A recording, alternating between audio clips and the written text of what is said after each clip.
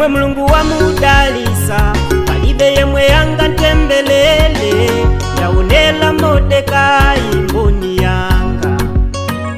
Mordekai yankayenda ndi Mulungu wankamdalisa koma izi sizina nkomele Hamani anagonza zopa Mordekai koma Yehova ndi patali. Hamani anafa ndi msankha wake omwe. Mulimbana ndine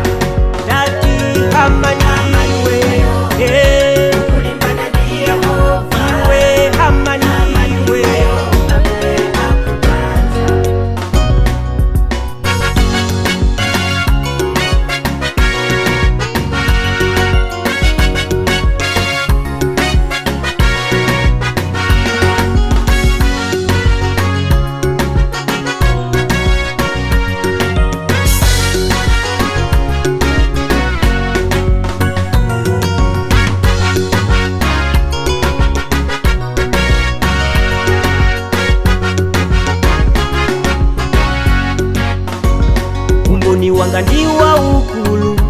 Ona Yehova zomwe wandichitila, wandimenyela nkhondo ine ndili chete. Farao anagonja msanja la Yehova oti ndiyena ngula wanga. Una monde wa moyo ine sindikwedela. Anayesapo ahivi apelezi kulimbana ndi ana Mulungu koma ndife agonje sikonse tingaye.